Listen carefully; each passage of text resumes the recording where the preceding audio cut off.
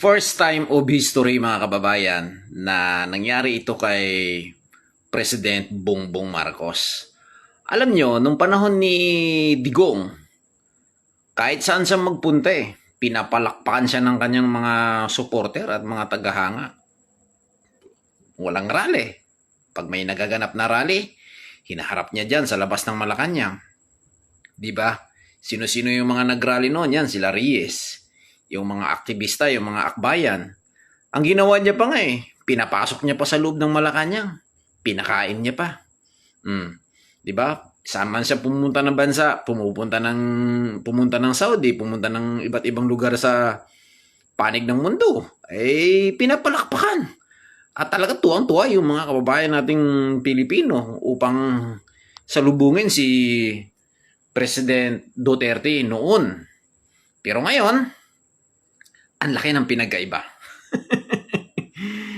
Umalis dito si BBM sa Pilipinas, nagsasagawa ng napakalakas at napakatindi ng rally ng iglesia. Hindi lang iglesia, bagong rally ng iglesia, nagsagawa ng White Ribbon Rally ang mga ibang tagahanga niya. Kunwari,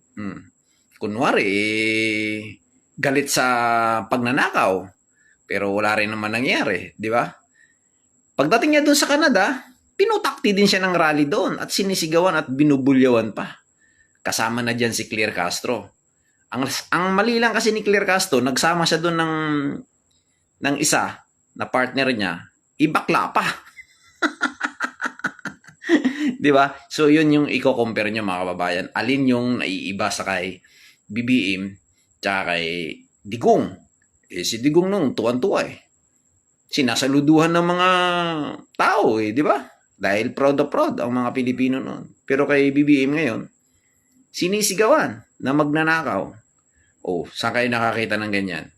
Tapos sasabihin ni BBM, in history, siya lang daw ang nakagawa na iniimbestigahan niya yung pagnanakaw. Sa kanya, sayo lang din naman pumaldo yung mga kawatan di ba? Sila lang din ang kumuha ng mali-malitang pera dahil sa'yo. Real talk tayo mga kababayan Yan ay totoo. Kaya doon sa mga loyalista na nagsasabi na tinatanggol nyo si BBM, ang layo ng different mga kababayan. Kahit mag-research kayo, iilan. Wala na nga kayong wala na nga kayong bilang Halos lahat ng Pilipino ay galit na kay BBM. Di ba? Huwag nyo ibuntong yung galit sa INC dahil nagsagawa ng rally. Ang INC, nagpahayag lang kung ano yung kanilang saloobin. Wala naman silang sinisigaw na ibagsak si BBM pero kung manawagan ang kanilang tagapamahala, ang ka-Eduardo, na hilain na si BBM sa Malacanang, bakit hindi? Gagawin talaga lahat ng mga kapatiran yan at nagkakaisa yan. Yun nga, surprise pa lang yun Surprise rally lang yun. Kumbaga, warm up pa lang yun.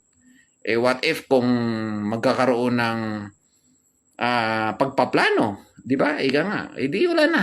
Giba na. Kinabahan na nga yung presidente niya, pati si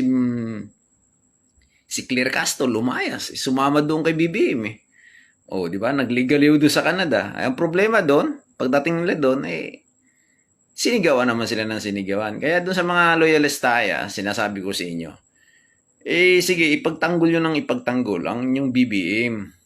Dahil habang nasa pwesto pa, pag wala na sa pwesto yan, talagang mangangamuti na yan. Di ba? Lahat ng kanyang mga alagad, mga alipuris niya, ewan ko kung saan pupulutin yan. Ayan, abangan lang natin. Malapit-lapit na rin naman ang election. Well, willing kami maghintay. Kung loobin ng Panginoon na matapos ang termino ni BBM, bakit hindi? Di ba? Dun sa mga loyalista yan. Sige, sipsipin nyo ang utak ni BBM na nagamunggo na lang.